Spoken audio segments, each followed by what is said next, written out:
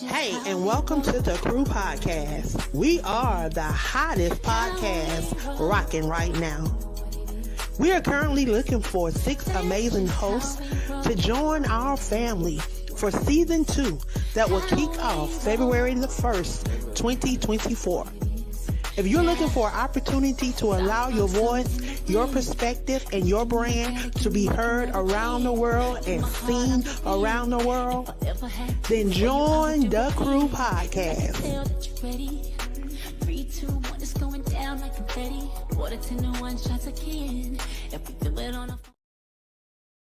Aspiring Authors Magazine is a founding sponsor for Da Crew Podcast. Get featured inside the magazine and allow your voice to be heard around the world. Aspiring Authors Magazine is an international magazine founded in May of 2020 by Queen Angela. Get featured. Are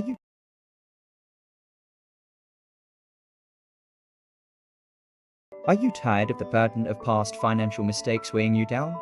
Look no further than BHG Credit Solutions, the industry leader in credit repair. We understand the challenges you face: charge-offs, late payments, bankruptcy, and those daunting student loans, but don't let them define your financial future. Here at BHG Credit Solutions, we've got your back. Our team of dedicated professionals specializes in turning credit adversity into opportunity. We'll work tirelessly to dispute inaccuracies, negotiate with creditors, and to develop personalized strategies tailored to your unique situation. Our proven track record speaks for itself. Countless satisfied clients have seen their credit scores soar.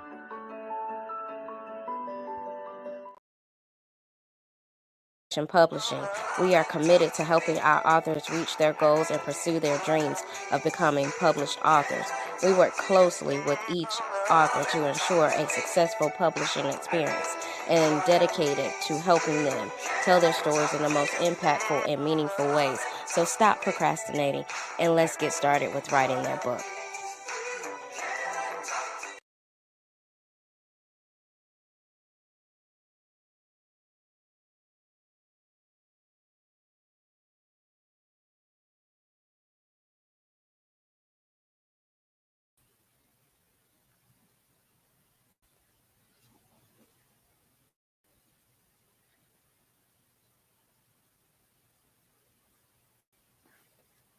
Hello, and welcome to the bonus episode of the Crew Podcast. Of course, I am the visionary Queen Angela Thomas, and I am coming from behind the scenes tonight, tomorrow night, and Wednesday night to bring you the Free Texas campaign, Voices from Beyond TDCJ.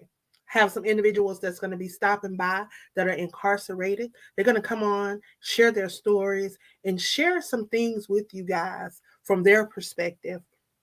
Have an amazing guest that's going to be stopping by tonight.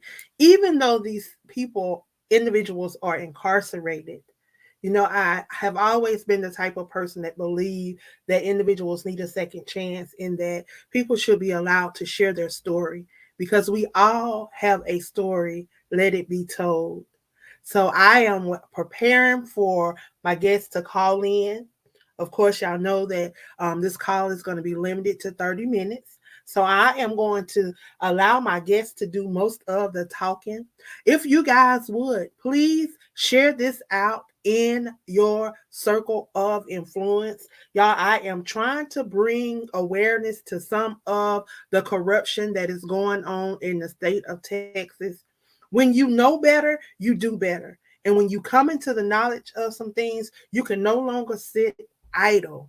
Like I said this morning on Monday Morning Motivation, when you come into the knowledge of, you have to move on it, y'all. So now that I am privy to some of the things that is going on, it is my duty to report these things and to bring these things to the knowledge of those that support my platforms and those that support my circle. So without you guys helping us share this out and doing the things that you do, I'm telling you, our voices will not be heard. So I definitely want to thank you guys for your constant support. Y'all, we have reached 1,000 followers on our Facebook page. So I want to thank all of those that are supporting the Crew Podcast, sharing, liking. And if you have not went over to our YouTube, go over to YouTube and subscribe so that when we go live, when we have new episodes, you will be informed. Y'all, we are on most major podcasting platforms. We're on Spotify. We're on iHeart. We're on Deja. We're on U42. And if you're not familiar with the U42 channel, I'll definitely want you guys to go over and check it out. It is an amazing platform. The head office is right there in the Atlanta area. I tell you, it is a great opportunity for those that have music, those that do videos. If you like to just do videos with your camera, they have a section that is straight for mobile uploads. So it's a great platform. If you've not utilized that platform, I want you to go over and utilize that platform.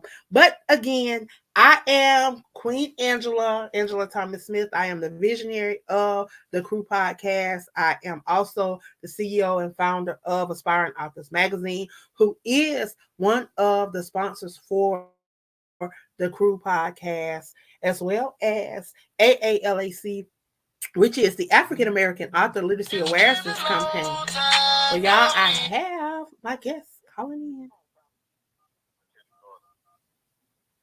So that is my guest calling in, y'all.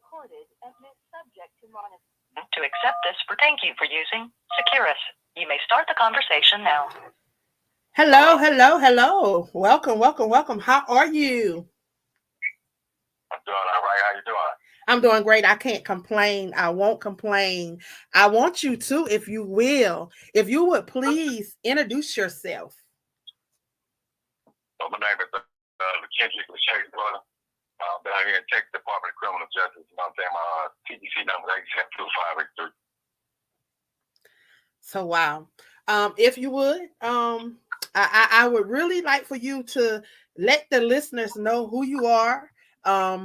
Share what you would like for them to know on tonight.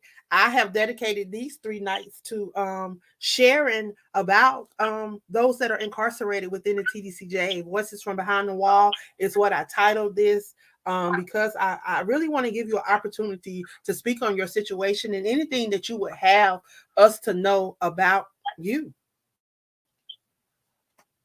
Okay. Man, it's a lot to wrap up in one little session, but I start off by, at an early age, I was 18. I had to live in second mother, my daughter's mother, and I had a son on the way. So, I had a lot of responsibility on my hands at the time.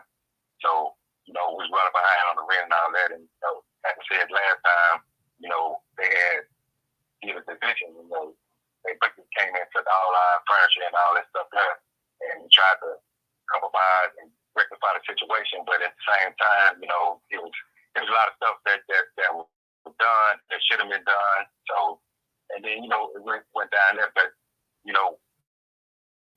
my charge is attempted capital murder. And, that's not a good charge down here in Texas because it carries 99 life, you know what I'm saying? And by me being young, that was my first time ever being locked up, you know what I'm saying, in my entire life. So I was, I was a typical kid out there, you know what I'm saying, getting, little mischief here and there, but, nothing of this magnitude. But at the same time, things happen, over time, people change. So, but, I was indicted when I first got in the county. I had 2 attempted murder cases, you know what I'm saying, from this charge right here because 2 people were shot. So when 2 people were shot, that charge carries through the 20, because it's pretty much like aggravated assault or whatever, what you call it, you know what I'm saying. But at the time, down here in Texas, they so corrupt, you know what I'm saying. I didn't have an attorney for 7 days after I had, asked for an attorney. So I was up against that. Then they came re-indicted me, and I was convicted of the attempted capital murder. So, but in Texas, I'm thinking that, according to today's law, you're supposed to have the indictment dismissed. once you get indicted and dismissed, after you get re-indicted. I kind of find out through public records because my mother, along with some more things that came to light, and it was said that, you know, the dismissal was done after I had got convicted, the day after my trial. So I'm like, well, that means them 2 indictments still out, so I got charged with attempted capital murder.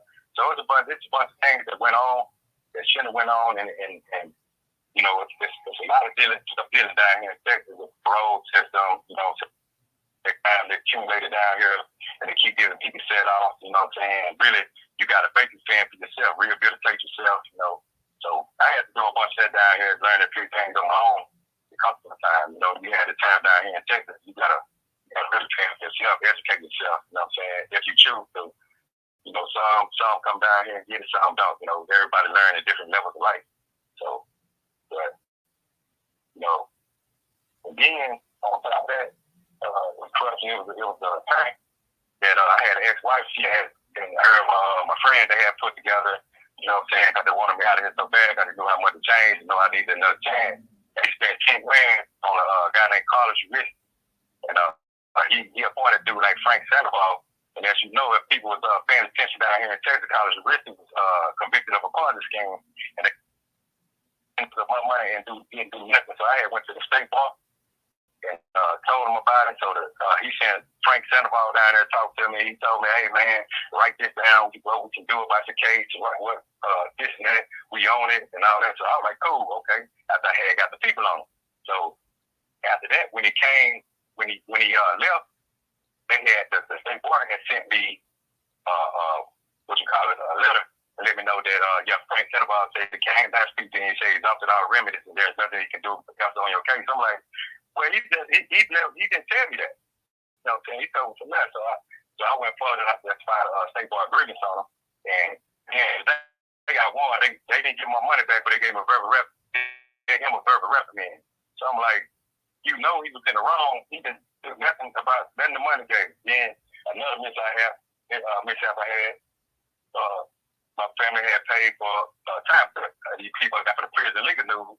You know, it was a group out of Florida, and we gave them $1,500. I tried to get time cut. So they say, hey man, we need you to call your wife, get this information, get that information, these copies, and so they can't come back. No, that's not the copies, right? You know what I'm saying? That's not the right copies. So we go back. We did that several times, and then they went on and say, well, we'll go ahead and do it. Because find out they had something members on that. So it's kind of hard down here trying to fend for yourself and at the same time try to get your story out to the people that's listening. You know, it's so much. You know what I'm saying? So one of the we have a guest that's watching, and she wants to know: are you in touch with the Innocence Project? But dealing with the Innocence Project, what they really want, the Innocence Project really wants you to be actually always innocent. You know what I'm saying? With my situation, like I said, like my psychiatrist, they didn't get a chance. My psychiatrist testified because he evaluated me. And he ran the Rocher ink block test, the Spiegel eye roll test, and was a multiple question test. You know what I'm saying? And with that, he evaluated me and diagnosed with dissociative disorder. And because, like I said, I had blacked out. So I really don't know, to be honest, but actually everything, the whole situation went down. You know what I'm saying? So with that, you know, it's like, you know, what was that? She wants to hear.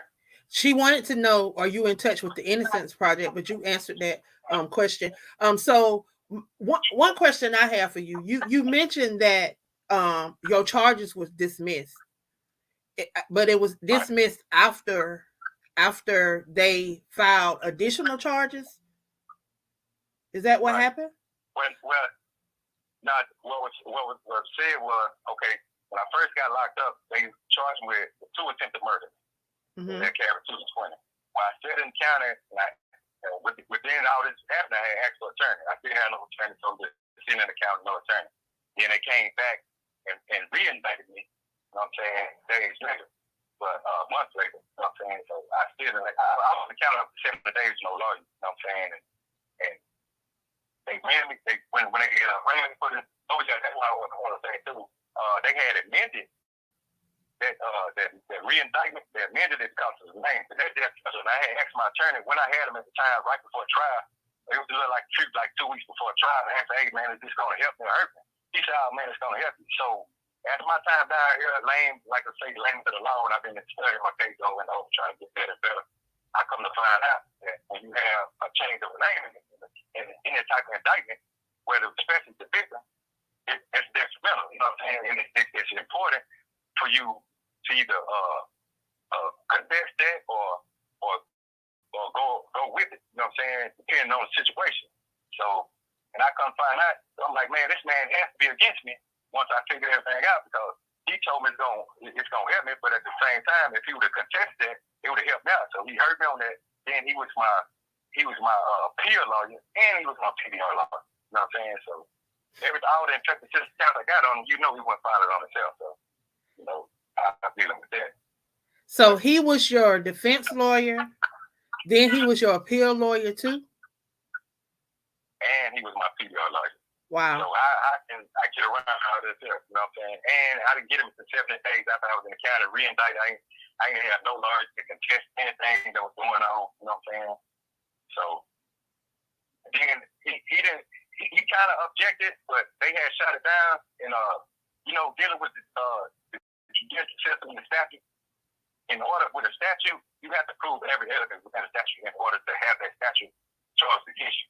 You know what I'm saying? So in my case, you have it's called attempted capital murder, where it starts with capital murder, and it's out of 1903, 878. So, with that said, you got to prove evidence, and you got to have a predicate murder. There was no predicate murder mentioned. You know what I'm saying? Because you have to have what you call a murder to invoke.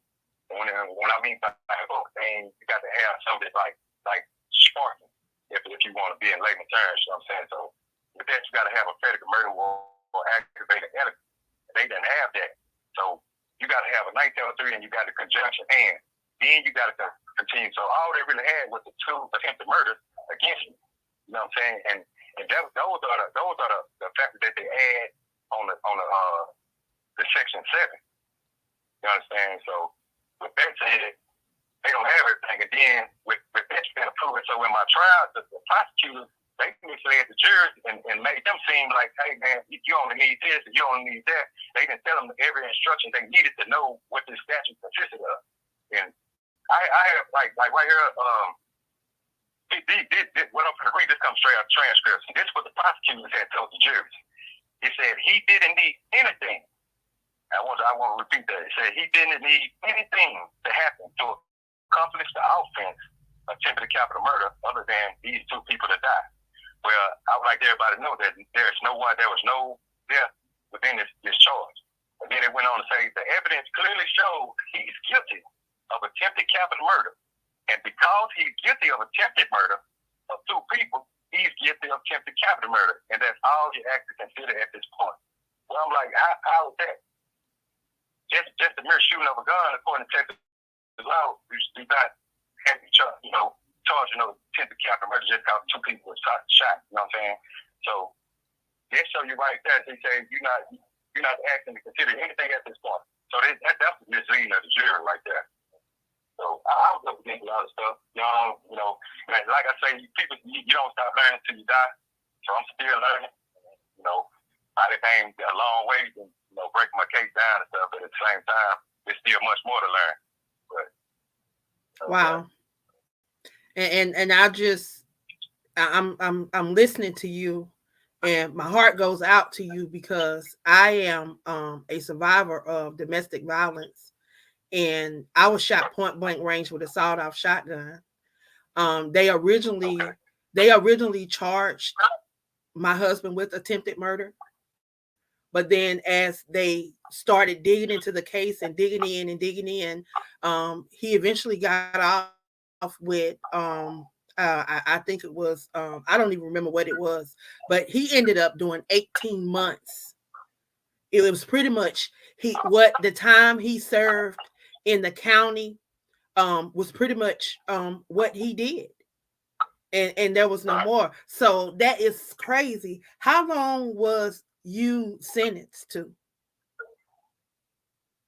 What was my sentence, though, I got a life sentence. They gave me like I say, originally my original charge, it don't carry 220, and that, like I say, they was being vindictive, whatever. You know what I'm saying? You gotta have a gravamen. The gravamen is what you call what the charge consists of, as far as like how you get to that charge, and the gravamen of attempted capital murder or any type of murder, any type of charge is intentional and knowingly. Okay, if I blacked out and I don't remember nothing, and I'm telling my lawyer this, and he getting the psychiatrist want to testify on my behalf. I mean, if I don't remember anything and I don't understand what's going on, the mental part that's going on at that time, if that's so, where's the tension and knowing that? And can you tell me how old you were again when this happened? I was 18 years old. See, I was young. I was fresh out of high school. Yeah, you was 18, and China.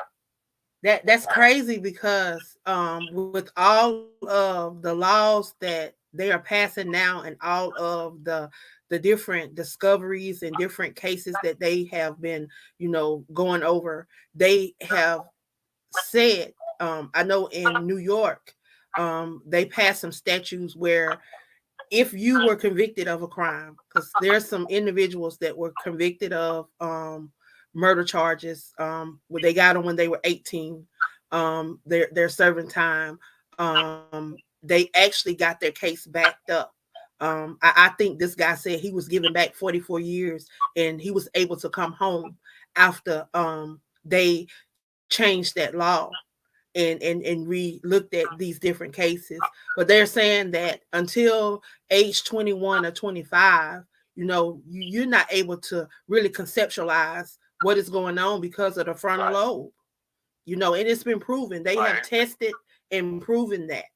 So for them to to change your from 2 to 20 and give you life, that was just crazy, and nobody lost their life.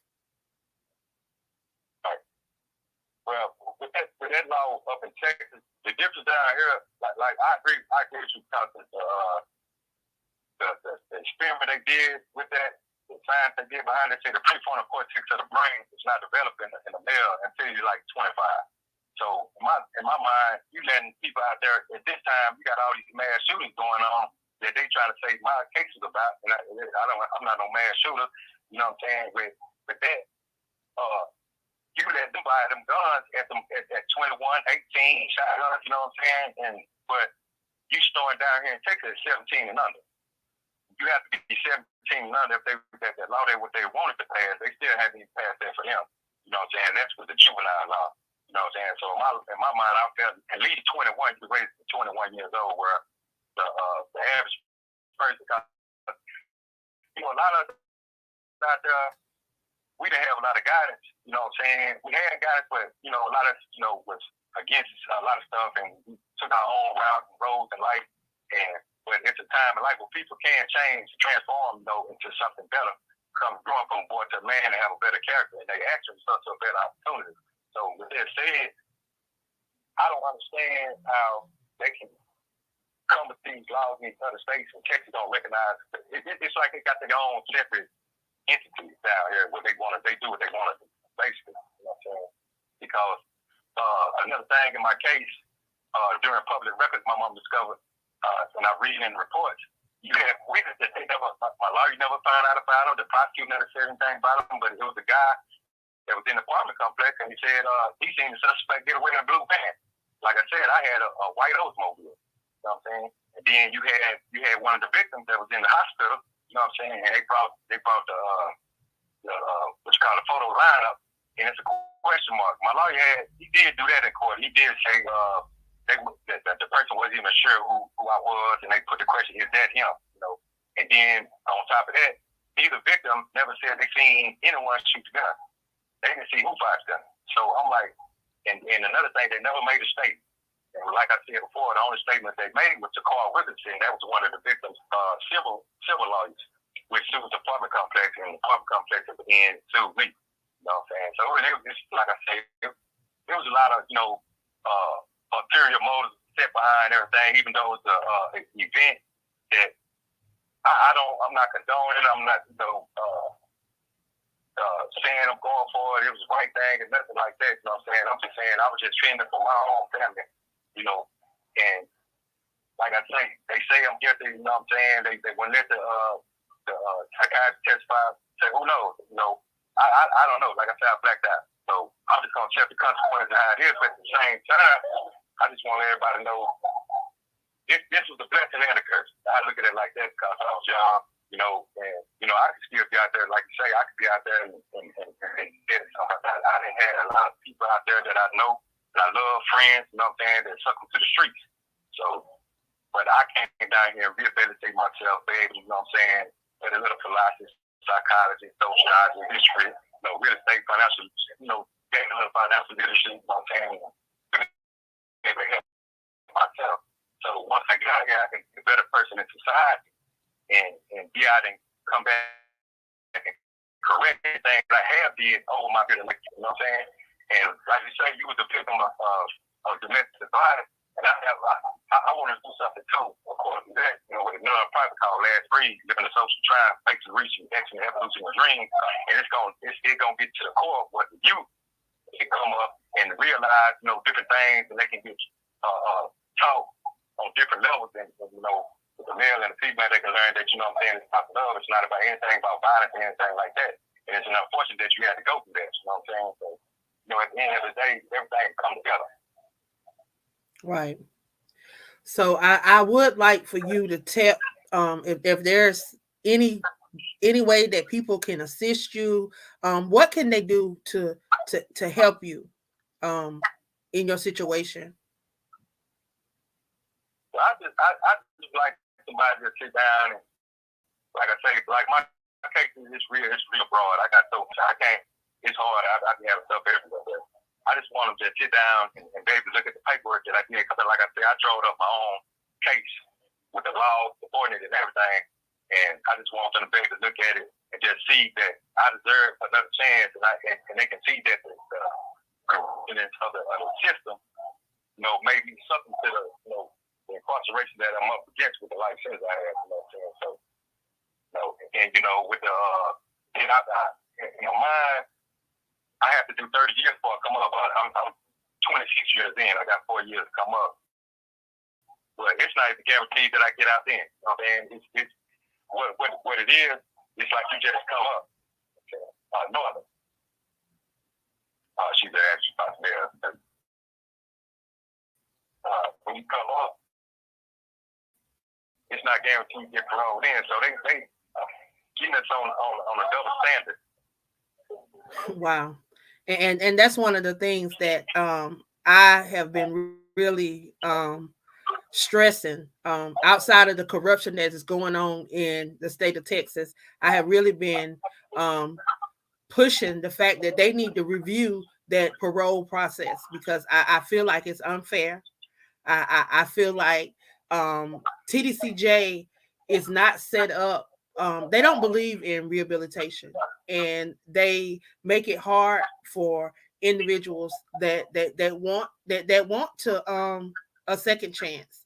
And I really think that the citizens of Texas need to stand up, and they need to speak up. For I know people make mistakes, and there's a lot of people that you know should be behind prison walls that's not, and some of these people should be standing up and speaking up and against all of this injustice and all of this unfairness, because there's a lot of things. I constantly Google corruption in the state of Texas, and every time I Google, I come up with something new, something that I didn't see before. You know, everybody knows that I'm not from Texas, but this is something that was brought to my attention, and it was brought to my attention, and I just felt I felt obligated to have to do something about this, because it's just unfair. It's unfair that you have lawyers who are prosecutors, and it seems like they're working for the other side, and then they go on to become assistant DAs and district attorneys, and then they get on the Court of Appeal, and it's just like they're blocking y'all out of the system. It's like y'all don't have a fair chance at all. And I just don't understand. I am constantly emailing and posting to these Congress people and these representatives. You have these positions. Utilize these positions for the people that you say that you are serving. You say that you are serving the people. You are the people's. You are elected by the people. Do your job. They keep turning down. They keep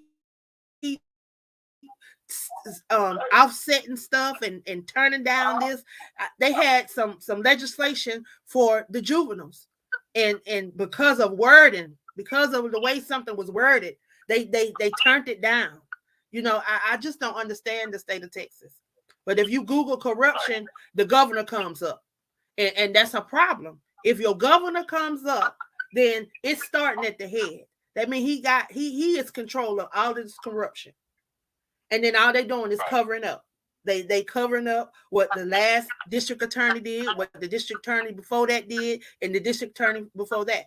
And when I say I am calling for the DOJ, the Department of Justice, to come in and investigate, because they need somebody outside, someone that does not have a vested interest, to come into the state of Texas and go through the state of Texas upside down. I mean, they need to cross every T and dot every I until they figure out where all this corruption is and get rid of these people.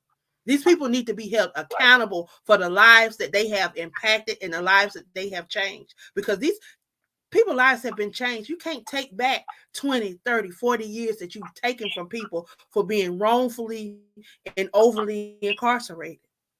It is sad. And it is affecting our brown people. These are the majority of the people. I look at all of the statistics. I look at a lot of the things that is happening in the state of Texas, and it's affecting our brown people. The Mexicans and the brown people are who it's affecting. And it's sad.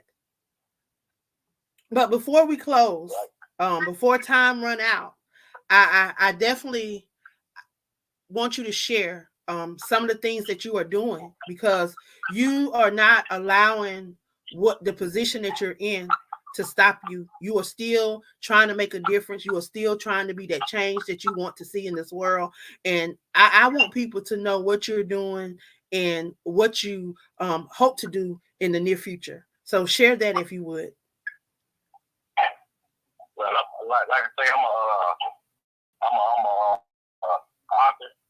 I wrote several books up and down here. I have two that's copyrighted at the time, Born from the Streets, and I have Flowers of Eden.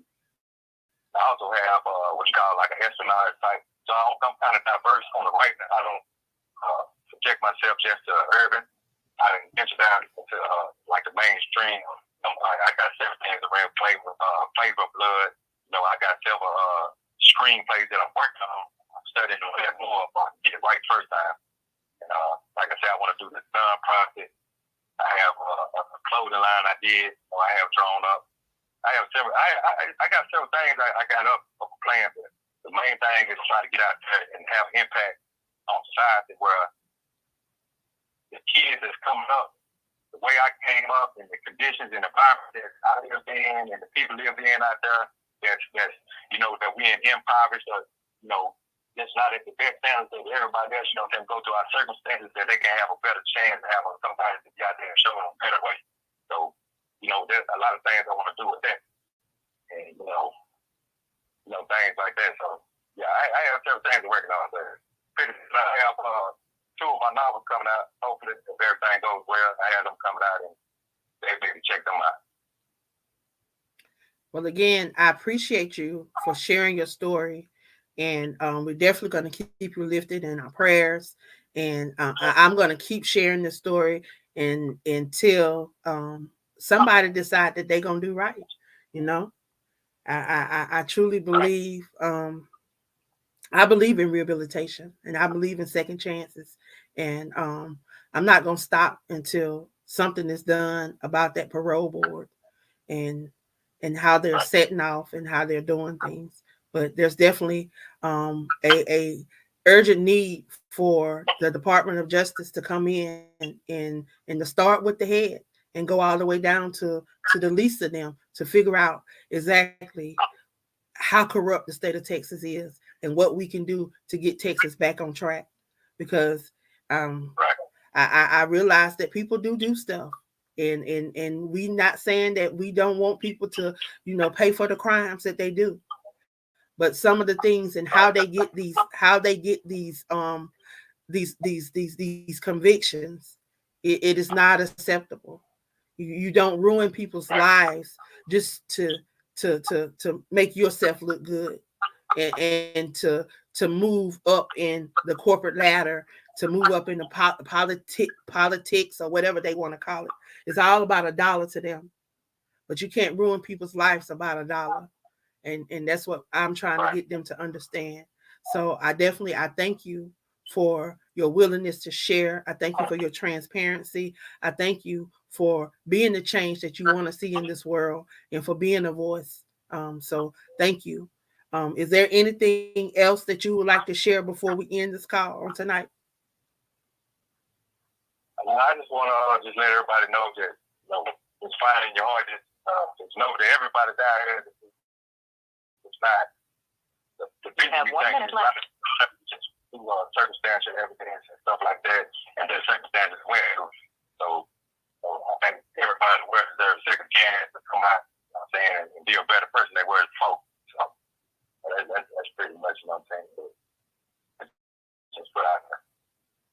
Well, again, I thank you. And anytime you feel the urge to come on and share, you know how to get in contact with me, and I'm always here. Know that I'm gonna be I'm rooting for you. I'm pulling for you, and I'm gonna do what I can do to keep your story out here so that people can get a whiff of it. You stay encouraged. I thank you for the opportunity. No problem. You stay encouraged. Thank you for the opportunity. Right. Okay. Talk to you soon. See y'all later. All right. The caller has hung up. Well, I want to thank you guys for tuning in tonight. If there's anything that you have heard, if you are in the state of Texas, if you have any legal know-hows, you are connected to any organizations that can help, there's many more just like LaKendrick. There's over 35 individuals that I am working with right now in TDCJ that have similar stories where they have been wrongfully incarcerated or overly incarcerated, where they have changed their indictment, they've changed their whatever it is. But you can see the holes. You can see how they flip-flop the laws to do whatever they want to do. It is not fair, and it needs to be something done about it. So again, if you're out there, you're connected to any organizations, anything that can help these individuals. I tell you, I have 35 of them over here on the list that I've been helping, that I'm in contact with, that I write, and that I'm trying to share their stories. Again, I want to thank you guys for tuning in on tonight. If you would, please share this in your circle of influence. Going to be putting up some reels, going to be putting up some information about this. But y'all, this is an ongoing problem. You will hear me talking about it again on tomorrow. We're going to have some more individuals stop by on tomorrow, and then we'll have some more stop by on Wednesday.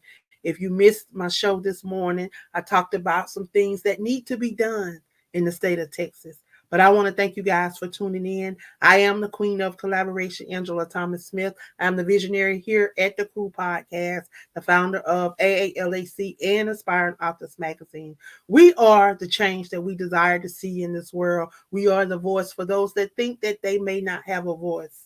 So if you're out there, if you have a story, if you have something that you would like to share, if you have a message that you would like to share with the world, we are currently looking for 6 new hosts to join us in season 2 that will kick off in February.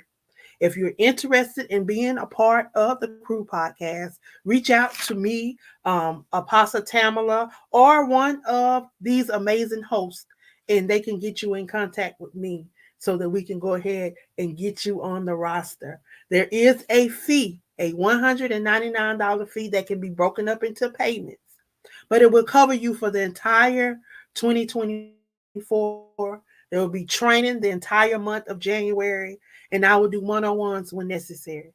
So please, if you're out there and you want to be a voice, allow your voice to speak on the Crew Podcast. Join our family of hosts. Again, I am the queen, the visionary of the Crew Podcast, and it has indeed been an honor and a privilege to be before you guys. Y'all have a great night, and I will see y'all back here tomorrow night, same time, same place.